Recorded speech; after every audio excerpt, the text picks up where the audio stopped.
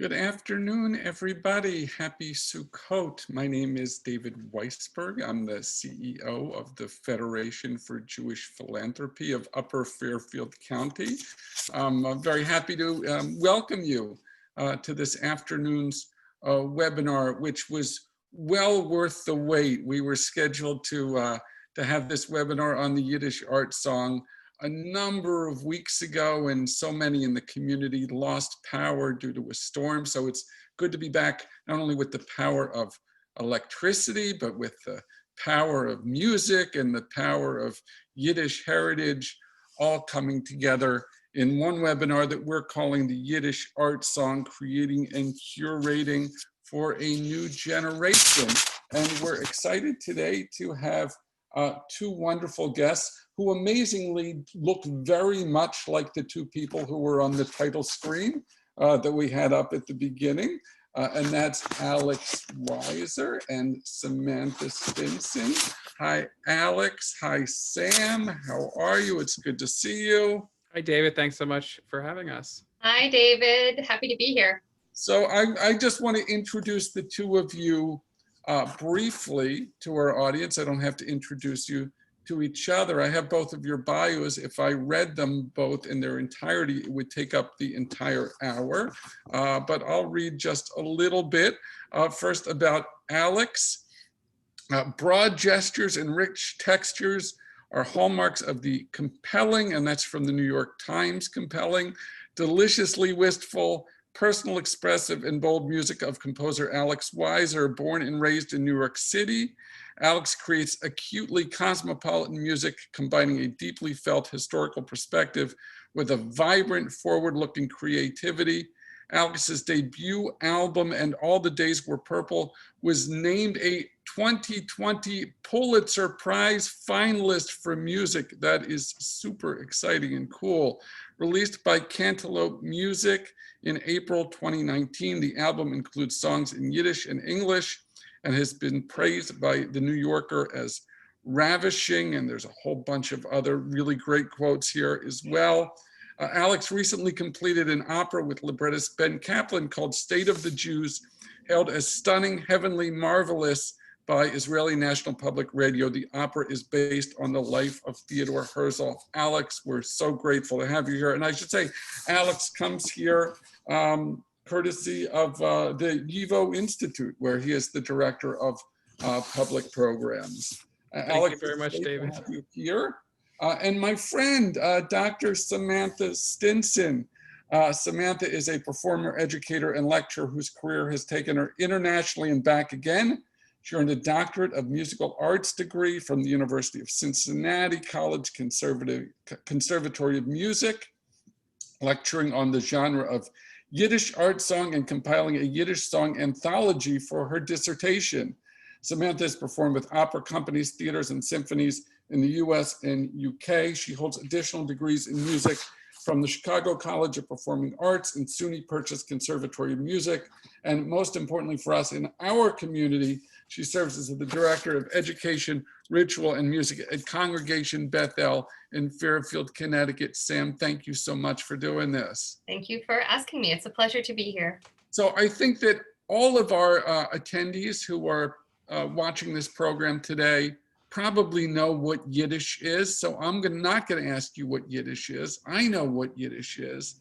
But what folks might not be as familiar with is what's the genre of art song. And so before we get into Yiddish art song, let's just talk about what is art song. Let's take the Yiddish off of it for the moment.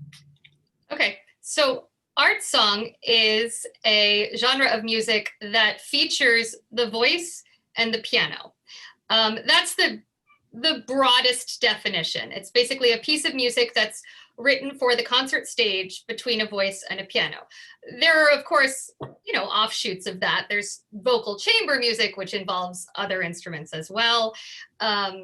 There's folk song, which is typically sung kind of without a piano, meant to be sung obviously by the folk. There's typically the differences between art song and folk song, which is a good distinction to make here. Folk song will be sung within a range that's user-friendly, so a range of maybe an octave or so. It usually doesn't have a large concert instrument accompanying it. If it does have accompaniment, it's typically guitar, drums, portable instruments that many people might have in their homes. Versus art song, which again, it has a level of sophistication in its technical demands. So typically it's to be sung by someone who's had a bit of vocal training and played by someone who's had a bit of instrumental training. And it's best heard in a concert or recital hall. It's best appreciated there. It often utilizes the voice and the piano in equal partnership. So the piano can take on a voice of its own in the way that it's used to accompany the song. So many of these folk songs have been turned into art songs in their treatment by composers. And Yiddish art song really falls heavily into that category. And Alex, is there something that most people would be familiar with, that when you say, oh, this is art song, they say, oh, now for example, there's a Sacred Harp, shape note singing. Someone explained that to me once. I didn't know what it was, but they said, oh, Amazing Grace, that's from, oh, now I understand what it is. So are there things that we all know that are art songs? I think the most kind of popular touchstone for art song would be something like Schubert, like Winterreise, or the Earl King, songs like that. And I just to like kind of add a very simple version of what Sam was saying so beautifully, I think, you know, one really easy way to think about art song is that it's written down as opposed to transferred orally, like folk song. You know, folk song you learn from your mother singing to you or from a friend, but art song you're learning it by a piece of sheet music that's the composer wrote and was published, or, you know, and you're learning from there. And the other just main thing is that, you know, this question of whether folk song is involved is a big one, an important one. But for me, I think the really interesting and exciting thing about art song is that usually, or very often, it has poetry. It's setting to music poetry. And so while there are some art songs that take kind of folk music as found objects and then kind of like transform them into art songs, often they're songs that are setting to music poetry. So like in the United States, we have a wonderful tradition of art songs setting to music, Emily Dickinson, just as one example. And so that impulse of like, okay, we've got this great poetry, let's set it to music, let's create songs out of it. That's really a big part of what art song is all about. Mm-hmm. So I want to learn more about how the two of you intersected with Yiddish art song. But first, I'm interested in how Yiddish and art song came together, and whether this is, you know, in organic art form, or whether it's just, you know, the Yiddishization, you know, of an art form at a different time. You know, I've got my Mama Lotion CD here, which is not obviously Yiddish art song, but it's, you know, the wonderful Mandy Patinkin taking popular song and Yiddishizing it. So is Yiddish art song really just the, you know, the Yiddishizing of an existent art form, or is it something that was organic? You could find arguments for either, David. So pick a side, each of you, and let's hear it. Alex, you want to start? Go ahead. I mean, I think it's an organic genre. But to talk about, you know, whether that is the case or not, like, let's go to the birth of Yiddish art song, which takes us to St. Petersburg, to the conservatory there, where we have people like Rimsky-Korsakov teaching composers like Prokofiev, just to give, you know, situate you a little bit. And in that department, there were a variety of Jewish composers. And as a lot of the Russian composers were really concerned with the question of how do we create really particularly Russian music? Mm-hmm. Nationalist. Right. How do we create music that engaged with Russian heritage in different ways? And they were looking for Russian folk music, and they were setting Russian poetry to music. And the Jewish composers, this left them in a little bit of a funny situation, because on the one hand, they really were Russian. And they wanted to participate in that Russian, you know, in the same way that I think I can safely say the three of us are really American. And so they wanted to take part of that kind of nation building cultural project in the same way that, you know, I've set to music Emily Dickinson as an American composer. And in fact, there's a song on my album setting Emily Dickinson to music. So in that same way, they wanted to be a part of the Russian world. But at the same time, they found themselves, not fully a part of it. Or there was another aspect of their identity which wasn't really captured by kind of fully just only being invested in the Russian cultural, creation. And so it occurred to them, and some of their teachers kind of, encouraged this, that they should explore what does it mean to be a Jewish composer. And so these composers at the St. Petersburg Conservatory formed this organization called the Society for Jewish Folk Music. They're Yiddish Wissenschaftlicher, der Gesellschaft für Jiddische Volksmusik. Excuse me, I'm going into YIVO land.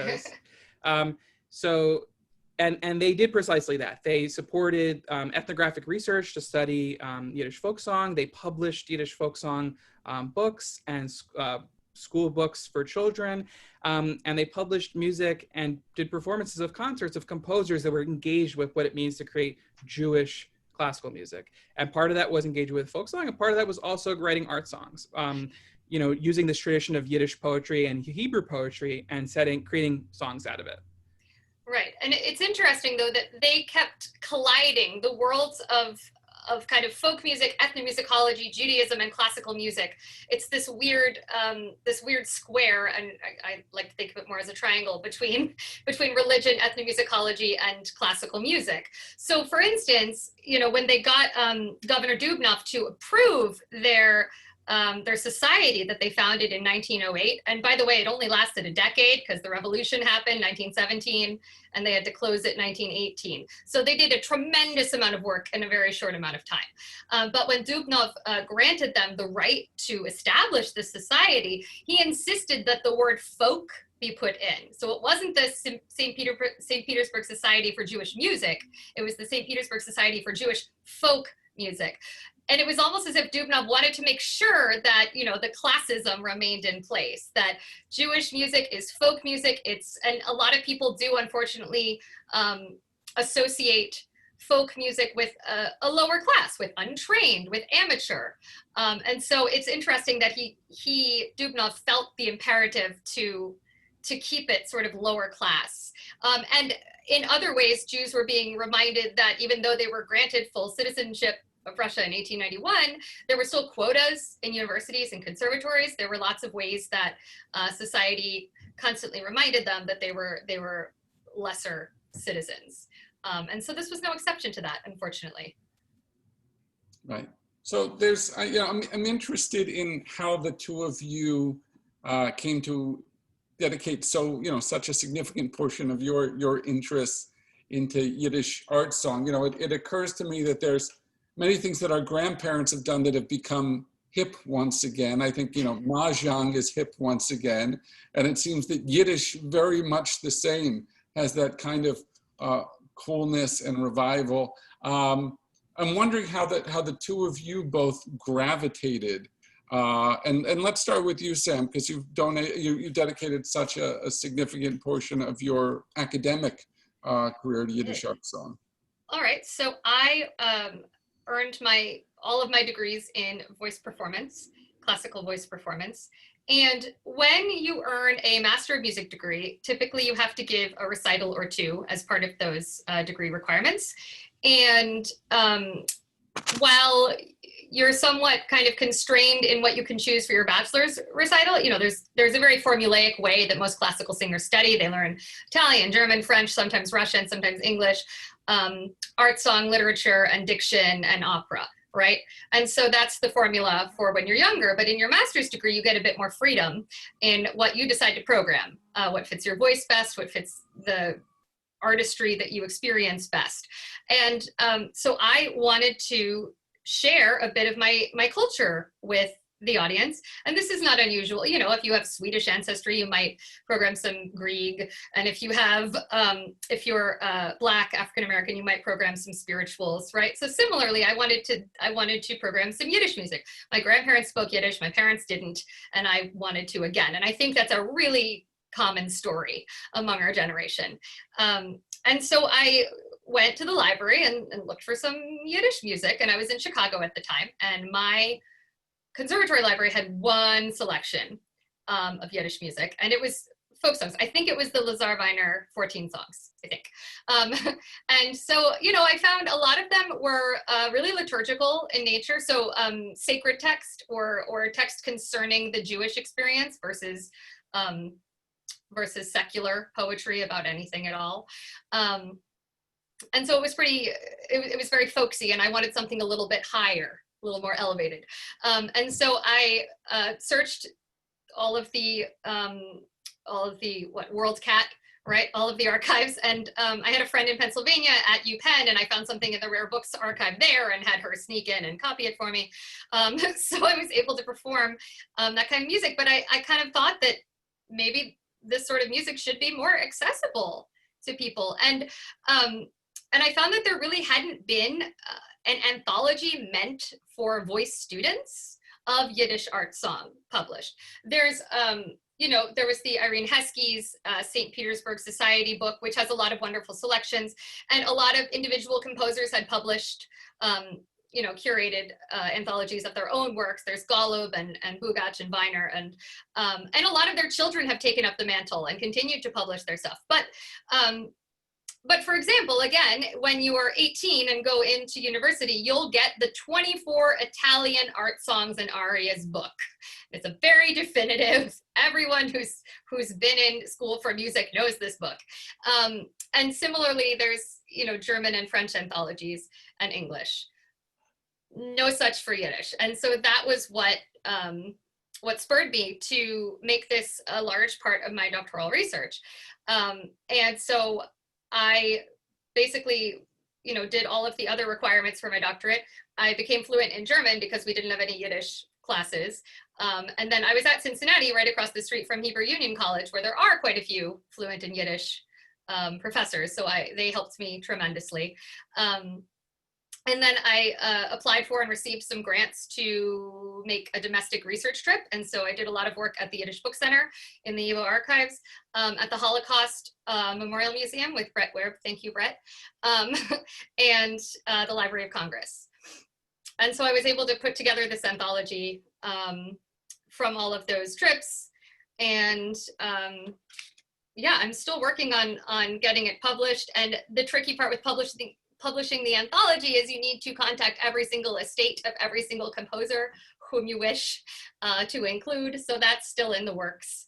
But that's where I am right now, and that's how I came to it. That's great. Thank you. And by the way, as a native Pennsylvanian, thank you for saying at one point that you had a friend in Pennsylvania, because I have many friends in Pennsylvania. When I started to drive, that was literally on the license plates of the cars. You've got a friend in Pennsylvania. And so it turned out for you, indeed, it was true. And so, Alex, your entry point, and did you get to the YIVO Institute as someone who was already engaged in Yiddish art song, or did the YIVO Institute get you engaged in Yiddish art song? Definitely, I was inspired by YIVO. And so, you know, I studied music. I have an undergraduate and master's degree in composition. And before working at YIVO, I was helping to run this music festival of contemporary classical music called Mata, which was founded by Philip Glass and others in 1996. And so I was really kind of engaged with the world of avant-garde classical music. And through Grapevine, YIVO actually reached out to me. They were looking for someone who had a little bit of an outsider eye to help kind of reform and grow the public programs at YIVO. And they're particularly interested in someone with a music background because YIVO has, you know, as we're talking about, this amazing collection of Yiddish music, of Yiddish art songs, but also of Yiddish theater music, of Yiddish folk music, of cantorial music, of a lot of other Jewish music that's not Yiddish, of Ladino, of Hebrew music, and on and on. And so I went to YIVO to talk with them, and you know, I really fell in love with the institution, and so I started working at YIVO. It's been about, I think I'm coming up on 5 years now. And similar to what Sam was saying, you know, having this opportunity when you're doing a master's recital of, okay, you know, now you can really curate something yourself, and what would you like to do? During my first year working at YIVO, I was taking Yiddish classes and learning and becoming immersed in the whole YIVO universe. And really, it was transforming me and inspiring me in so many ways. And I got this commission from this organization called Roulette, which is a wonderful venue in Brooklyn that supports contemporary classical music. And the amazing thing about this commission was that they said, we want you to do whatever you want. which is really uncommon. Usually a commission comes with, it's to fit this slot on this concert, and these are the people you're writing it for. And often that is fantastic. It can be very inspiring to say, oh, I'm going to write it for these two people, and I know them, and I know what they do, and I know what they're playing. But this was a really amazing challenge to say, what would you like to do? You carte blanche, you can do whatever you want. And being in this environment learning Yiddish, I thought, it would be really amazing to kind of explore this in my music. And so I wrote a song cycle using Yiddish poetry and also some English poetry, and just kind of exploring that world. And I've continued to explore it since, because it was very fruitful and very exciting for me. Right. And is the exploration of Yiddish art song, is it a bit of a treasure hunt, or is there some repository that exists at this point? I think, as Sam was saying, it's really, there is no 24 arias book like there is for Italian. And you don't have professors, at your local, voice teacher can't say, oh, you want to sing a Yiddish song? Let me tell you about all the great ones, in the same way that they can, of course, point you towards all the great Schubert songs and Schumann songs, and so on and so forth. So it is really challenging. And even, in the example that Sam said about the Irene Heskey's book, which is this one published volume of kind of republished facsimiles of a bunch of the songs from the Society for Jewish Folk Music, the transliteration is weird, and if you don't know Yiddish, then there aren't translations. So it's actually quite challenging. But at YIVO, that's one of the things that we do in our concerts, and that's one of the things that I've had the great joy of doing over the last 5 years, curating music from these amazing collection at YIVO, and working really tirelessly to create those transliterations that are standard, to create translations, to work with singers to coach the Yiddish. It's actually a lot of work. It's not so easy, but it's really rewarding, because there's a lot of incredible material there. Right. So it's fun to talk about music. It's even better to listen to music. So I think we should do some of that. Before we do that, I want to let all of our attendees know that after we listen to a couple of songs, we'll open up the floor if anyone has a question that they want to ask. If you want to ask a question, there's two ways you can do that. One, you can simply type a question into the chat, but you can also raise your virtual hand. And if you raise your virtual hand, I can bring you into the conversation. When I bring you into the conversation, what that means is if your camera is on your computer or your iPhone or your iPad or whatever device you're watching on, you'll be on screen with us. And so I want to give you that heads up in advance, in case you're still in your pajamas on a lazy day, just so you know. However you want to be presented, that's fine with us. You're welcome to join us. And so think about your questions, raise your virtual hand, but let's listen to a couple of songs first. And so this is creating and curating Yiddish art song for a new generation. Let's start with the curating first and listen to something older before we listen to something new. And so that will start with you, Sam. And so do you want to tell us what it is we're going to be listening to? Absolutely. Yep. So this is Oif Dein Kaiver, and then subtitle is Elegy by Abraham Elstein, which if you do know the name Abraham Elstein, you probably recognize him as one of the theater composers for the Yiddish theater in New York City, and he was born and raised there. At the same time, he had, he was a prolific pianist, and really you'll hear it in the song, the demands that he makes of the piano. And the song really did elevate the song to a higher artistry. And when I chose these songs for the anthology, that was one of my criteria for it. Would you like me to read the poem before? Right. Absolutely. Yeah, I always like to do that before the song. Okay. Nicht kein Kranz in welk Fleckten, auf dein Kaiver zu bescheinen, nur wie Kinder welke Blonchen, wel ich ständig im Beweinen. Nicht kein Krier will ich reisen, nicht kein Kaddisch will ich sorgen, nur mein Herz und meine Schumme, anstatt Blumen will ich tragen.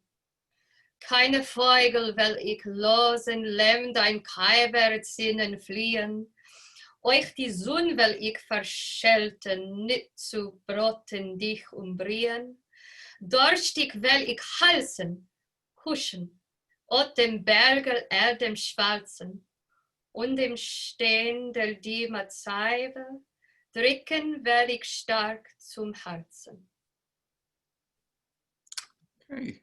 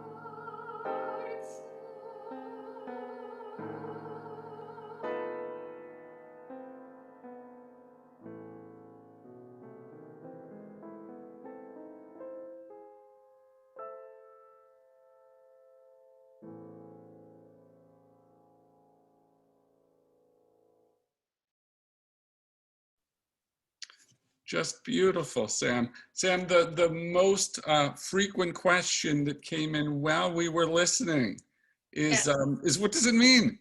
Sorry, yeah, I should have I should have provided a translation as well. So obviously an elegy is often something recited at a funeral or in memory of someone. And so this text is no exception. It translates as follows. No wreaths will I braid to bestow on your grave. The children which go astray I will always lament. No garment will I tear, no Kaddish will I recite. I will carry only my heart and my soul instead of flowers. I will not let any birds fly near your grave or sing. I will curse the sun to shine. It will not burn you or scorch you. I will thirstily embrace and kiss the earth on your hill and press my heart firmly on your small tombstone. Beautiful. Sam, thank you so much. And so let's move on from the curating to the creating. And Alex, tell us a little bit about your project. Tell us a little bit about And All the Days Were Purple and how that came about. So like I mentioned, I got that commission from Roulette, and it was my free reign to kind of explore and do something push myself and see what would happen. And so I wrote this song cycle for this wonderful singer who I went to school with, Eliza Bagg, with a whole ensemble. So as Sam mentioned, often, art song is for a singer and piano. But here I have got the kind of singer and the piano as the core, and I blow it out with a whole kind of band. And I'm far from the first person to do something like that. But that was the approach for this project.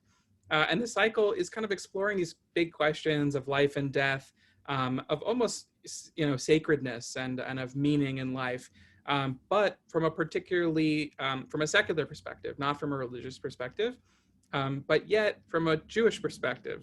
And so it was, really interesting for me to explore these questions, which are often thought, you'd think of them as being religious questions, but from a secular perspective, which is very Jewish. I think actually Yiddish, the Yiddish cultural world, is a great avenue to be able to do that, because you have this wonderful intellectual tradition in Yiddish poetry and in Yiddish literature of people really grappling with finding meaning in the world from a Jewish perspective, but not necessarily from a religious Jewish perspective.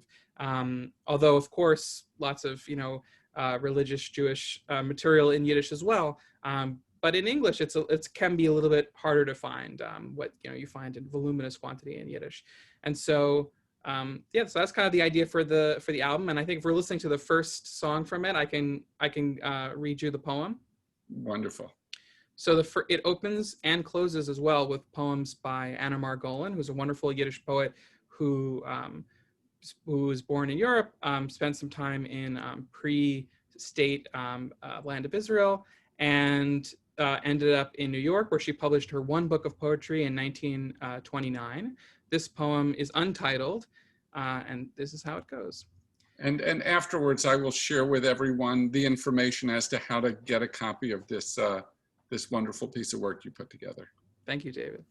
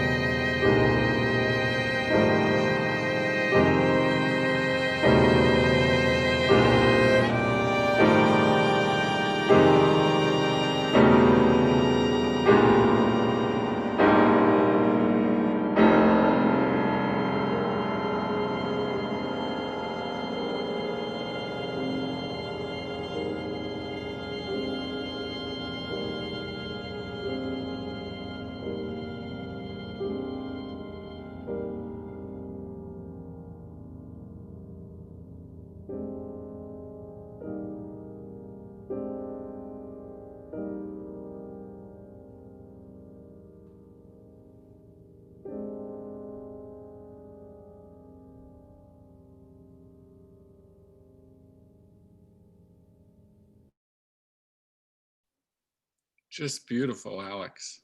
Thank you. Really just beautiful. And I want to share with everybody right away who is listening to this, how they can get their own copy of this wonderful album, And All the Days Were Purple. I hope I'm sharing the right screen. There's a bunch of places you can get it. I would suggest going to Bandcamp, which I think is a great place to buy music. And if you go to alexweiser.bandcamp.com, and maybe we'll share that link. We'll certainly share it in our follow-up email. That's the place that you can purchase And All the Days Were Purple, and other music from Cantaloupe Music, which seemed to me would be a great label if John Cougar Mellencamp was looking for a new place to go. And this was nominated for a Pulitzer. Alex, what's the moment like when you find out that you're a Pulitzer Prize nominee? You know, it's funny because they don't tell you, they just announce it. And so I just started getting a ton of phone calls and emails and texts from friends, and they were just saying, congratulations. I was, what are you talking about? I almost didn't take the first one because I was like in between two meetings. It was a good friend. I was like, oh, I'll just call him back later. No, I have 5 minutes. Let me just answer and see what he says. And he was like, congratulations. I was just watched the announcement. I was like, what are you talking about? No, it's really an incredible honor. It's amazing. You know, it's amazing to create work and have people that are interested in engaging with it or moved by it. So it's been creating this piece, releasing this album. It's been a really amazing, rewarding process. Wonderful. So I want to remind our listeners that now is the right time if you want to type questions into the chat, or if you want to raise your virtual hand and get invited into the conversation. And in fact, I have a first question that's already queued up from one of our listeners. It's a question for Alex. Will you share with us the meaning behind the title, And All the Days Were Purple? Sure. So that was, the title is actually a quote from that first poem, the song that we just listened to. At the end of that poem is, Und alle Tage seien gewesen purpurn und alles schwer. And all the days were purple and all were hard. It's a really beautiful image that just kind of captures, you know, I think that it's very enigmatic, you know, it doesn't have a very obvious meaning. But if you think of the color purple, it's, you know, regal, and you think of this gorgeous sunset, you know, there's so many beautiful things about the color purple, but it's also evokes the sense of being, you know, bruised and sad, you know, think of the blues or being black and blue. And so all the days being purple kind of captures this amazing richness that is what this poem, and it's kind of what the whole album is about, you know, that life is so rich and beautiful, but also painful and difficult. Yeah, that's what it's about. And do you have a sense of who the audience is? Who's buying this? You know, I think that when I'm creating music, I kind of try to create the music that I want, and then go find the people that are interested in that. And for me, one of the really rewarding things about this project has been that I've brought a lot of exciting things about Yiddish and about Yiddish poetry to the contemporary classical music world. You know, Cantaloupe is the record label of Bang in a Can. You know, Michael Gordon, David Lang, and Julia Wolfe, three composers who I, you know, love. I've studied with them. I have a wonderful personal relationship with them, and their music means a lot to me. And so you know, it was an amazing honor to release this on their record label, and their record label is really a contemporary classical music record label. So, you know, in a sense, it's exciting because I'm bringing this kind of Yiddish heritage and poetry into that world. And the opposite is true as well. When we had the album release party for this album, Cantaloupe said, okay, would you like to do your show at Le Poisson Rouge or at National Sawdust, you know, all the kind of hip places in New York to do a concert of contemporary classical music? And I said, no, I want to do my album release at YIVO. And, you know, because for me, it's really a two-way street. It's both about bringing this Yiddish heritage to the contemporary classical music world and, you know, exploring my heritage in that context, but it's also about bringing the contemporary classical music world to YIVO. And so kind of an audience on both sides of that divide and giving them something to think about, something that challenges them, something that's new for them is, to me, is really exciting. Great. I'm going to bring in one of our listeners, but while I'm doing that, Sam, I just wanted to ask you as well, like, who do you find as part of your Yiddish art song community demographically? So there actually is, there is enthusiasm towards Yiddish song and Yiddish theater and all Yiddish literature, and those circles all intersect. When I was in the UK, I was part of the Yiddish London group, run by Stephen Ogen of, he's in Cambridge, or Surrey, yeah, he's at Cambridge.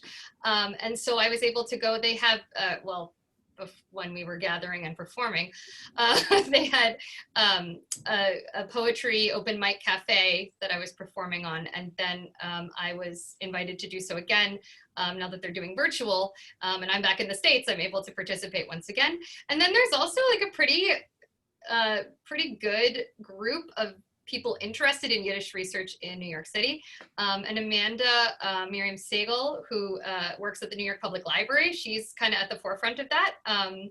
And she's a singer as well, so look her up. And yeah, there's no shortage of people willing to listen to what you have or willing to help if you have questions. And then from the classical music world, I frequently get messages and requests from people on where to find music for them to program on their recitals or to give to a student or something like that. So I'm really happy to pay it forward and help people. And also if they have diction questions, things like that. Great. So I am happy to welcome my friend Art Gang. Whenever we do any kind of local program that involves any kind of music, you can expect Art Gang to show up with a great question and some interesting things to contribute. So Art, welcome. Thank you, David. At least with a question, if not a great one. And thank you, Sam and Alex. This is a wonderful program, and I think a great deal of interest is being generated. I think you both sort of alluded in part to a question that developed in my own mind, but it would be specifically, is there anything in your style, your musical style as a composer, Alex, and in what you've seen and studied and developed as a scholar, Sam, that specifically relates to a Yiddish or a Jewish influence to the music that we are hearing in the Yiddish art song? I'm so glad you asked that, Art. It's a pleasure to meet you. So my lecture recital was actually called Defining the Genre of Yiddish Art Song. And my argument was that one could define a Yiddish art song as a unique entity, in part because of its allusions to the Jewish liturgy, to the sacred liturgy. So for example, in the song that David played, the Elstein song, I don't know if you caught the allusion to Sim Shalom in the beginning.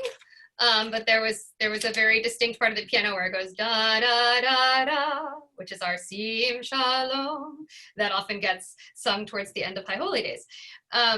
And then I also found a lot of use of kind of the augmented second or the Phrygian mode, all these other devices that sound really normal to Jewish ears who are listening to this liturgy all the time, but probably sounded really foreign to its first audiences. And I want to point out that in Russia, its first audiences were frequently not Jewish, but Russian citizens who wanted to scope out and see what local culture was happening. And a lot of the societies that were being established for Jewish folk music were performing these. And so I think it took a great deal of bravery to include those sorts of allusions in the composition and to bring them forward, because, you know, I feel as a Jew, and I know probably others feel this too, that, you know, we're able to assimilate as much as we want into American culture. You know, I am white passing, I am, you know, cisgender and all of that, and I can be very innocuous, right, in society if I wish to be. So for composers to make those overt choices of bringing the Jewish liturgical elements into their music, it took a great deal of bravery, and yeah, I've been happy to discover them though. Thank you. And perhaps I could offer a counterpoint to that wonderful explanation. You know, it is true that in a lot of historical Yiddish art song, you will see references to liturgical music or references to Yiddish folk music.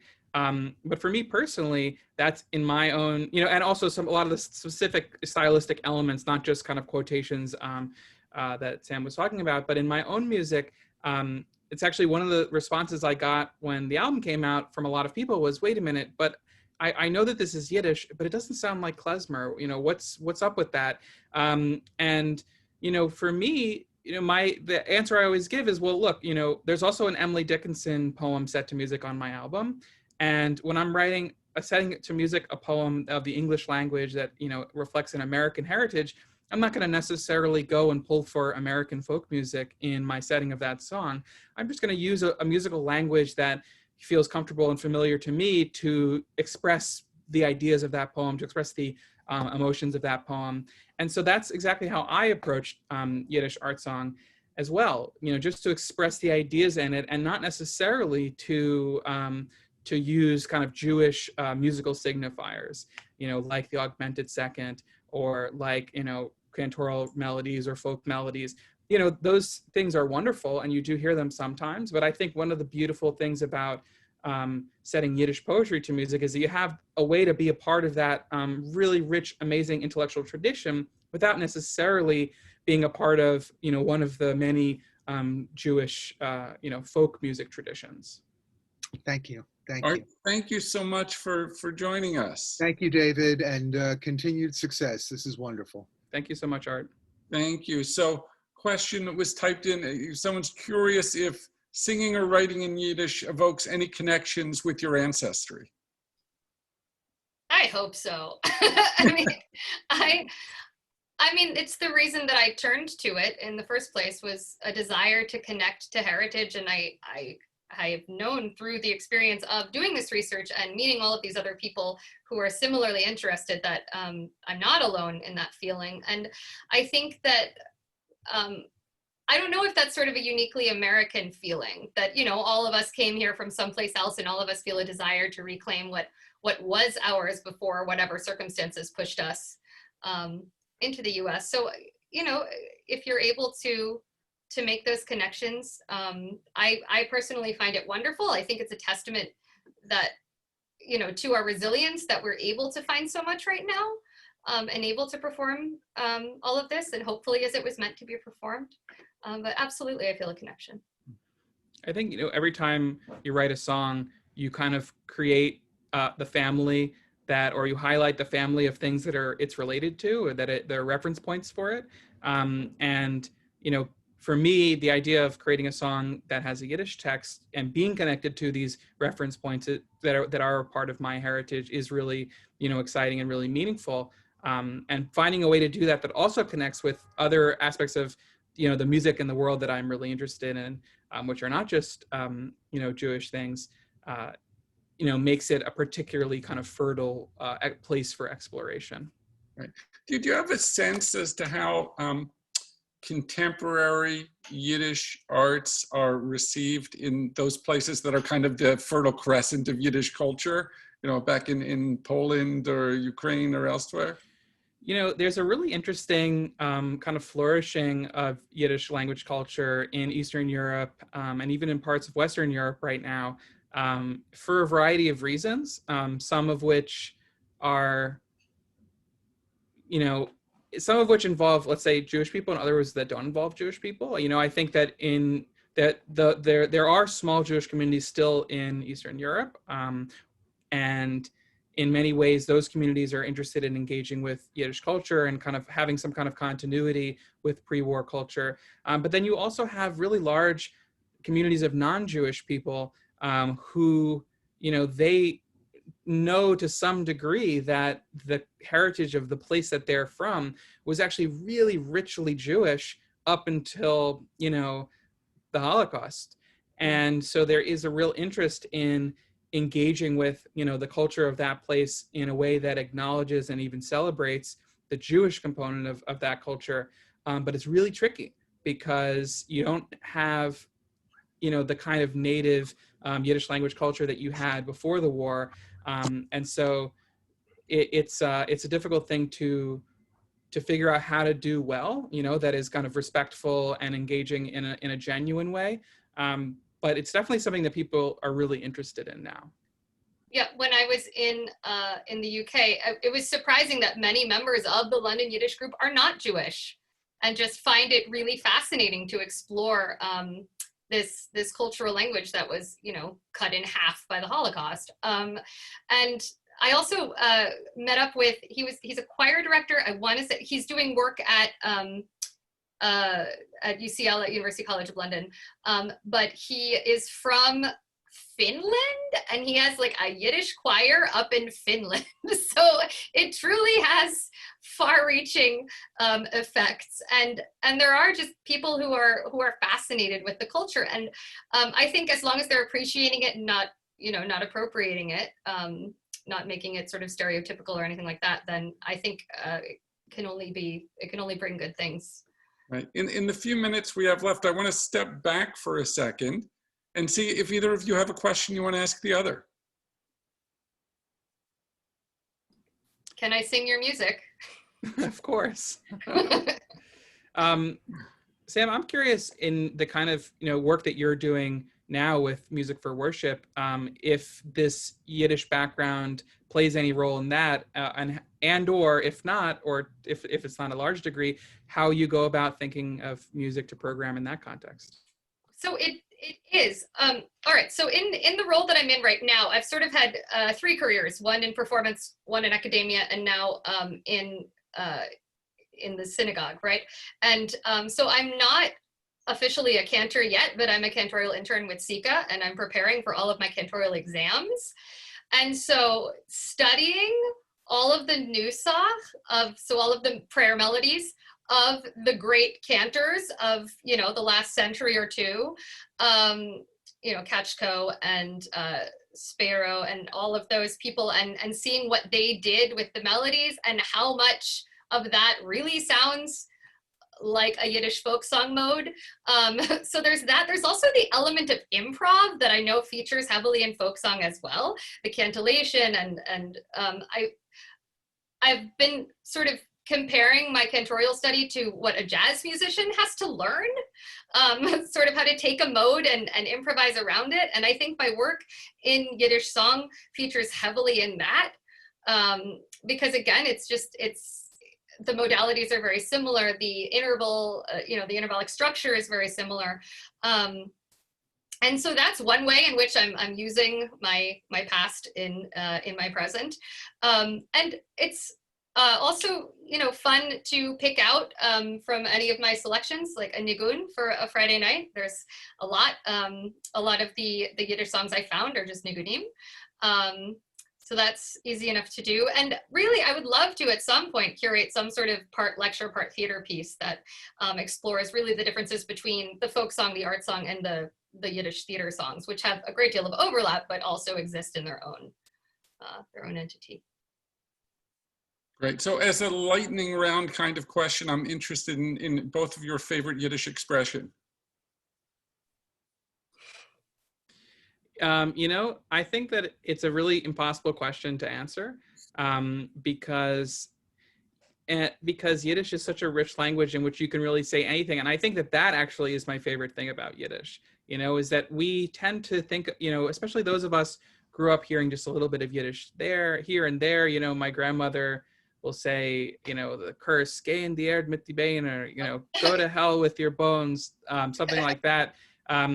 Those are the things that we tend to think of, you know, where it's, oh, this is Mishigas or whatever. And it is that, and it's so wonderful and evocative, and has these great terminologies to say things that you can't quite say in other languages. But, you know, really it's a full-fledged language that you can have high poetry, and, you know, there's a translation of the entire Tanakh made by Yehoyash, and it's incredible and it's gorgeous, and it's its own kind of register of magisterial Yiddish, which is really not the kind of, you know, it kind of has a biblical register. He finds a way to translate that into Yiddish. And so it's really that range that I think is so exciting, more than any particular saying or word. I was going to say that my phrase would be inappropriate, so I'm not going to say it here. But I like, you know, it's such a gentle language. A lot of people, I don't think so, but a lot of people find German to be sort of a harsh, guttural language to hear. I think Yiddish softens a lot of that. There's a lot more open vowels, for example. So instead of ich, it's going to be ik. You know, everything's a little softer. And I have 3 daughters, and one of them is not quite a year old. And so being able to like coo to her in Yiddish a little bit, kinderlach, and being able to say those sorts of things, that's a joy. And, you know, again, imagining that grandparents did that at one point. You know, when I first learned Yiddish, I had a little bit of a German background as well from music. It's kind of, you know, they tell you if you're studying music, you have to learn German.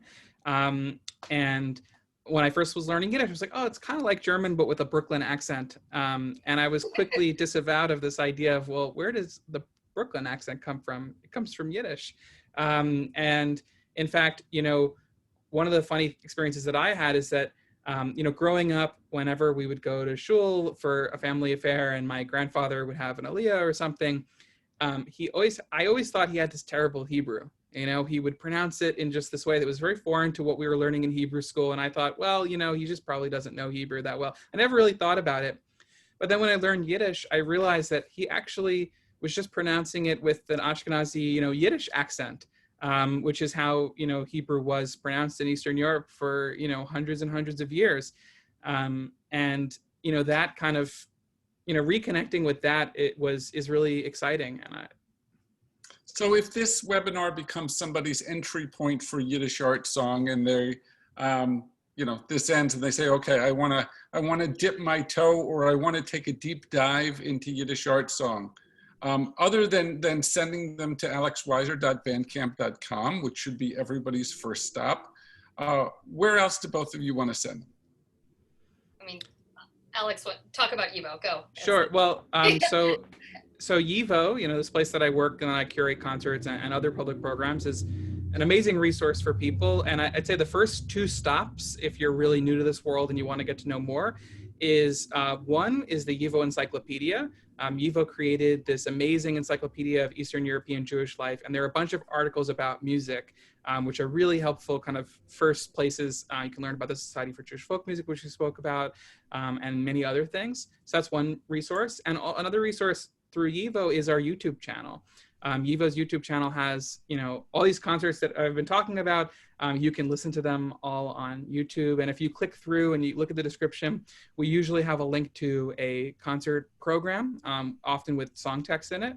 And so, you know, we did that difficult work of, you know, transliterating it, of translating it, of preparing the text in, you know, a beautiful, clean, modern, you know, standard Yiddish, because often we find these texts and they're in a dialect, or they've, you know, local regional spellings and things like that. We cleaned it up, we prepared it for the concert, and you can be the beneficiary of that. So go listen to some of those concerts on YIVO's YouTube channel, check out those concert programs and read along.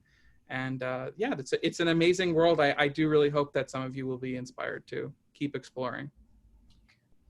Everything Alex said, plus the Millikan Archive for Jewish Music is a wonderful resource as well. Has many of those collections of songs from various composers that were either made by the composers themselves, frequently made by their children and grandchildren, many of whom are prolific musicians, instrumentalists, and composers in their own right. And then if you're on Facebook, the Yiddish Research Public Group is wonderful. If you have any questions, if you find a photograph in your attic with some Yiddish writing on the back and you don't know what it means, that's the place to go, or one of the places. And finally, the Yiddish Book Center up in Amherst, Mass. is closed to the public right now, but very much open online, has a lot of wonderful programs, especially if you're interested in learning Yiddish or studying Yiddish literature, or if you're a teacher who wants to find some resources to share with your class, that's a really good site. So the National Yiddish Book Center. Wonderful. I want to add one more plug.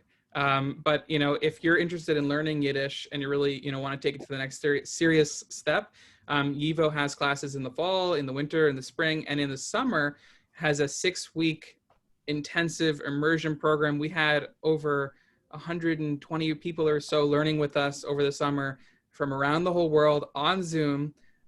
You know, the pandemic has not deterred us. So there's a lot of amazing resources for learning Yiddish at YIVO as well. You know, a beautiful and fun hour goes really quickly, and it's gone really quickly. I want to thank you for a really enlightening and interesting conversation and some beautiful music, and for your time, for scheduling this twice to be with us. I know that I and all of our listeners are really grateful. So thank you to Alex Weiser, Pulitzer nominated composer of All the Days Were Purple, alexweiser.bandcamp.com, Director of Public Programs at the YIVO Institute for Jewish Research, and to our very own Dr. Samantha Stinson of Congregation Bethel Fairfield. It was great to spend an hour with both of you, and I could spend many more listening to both of your music, as I'm sure we all could. Happy Sukkot.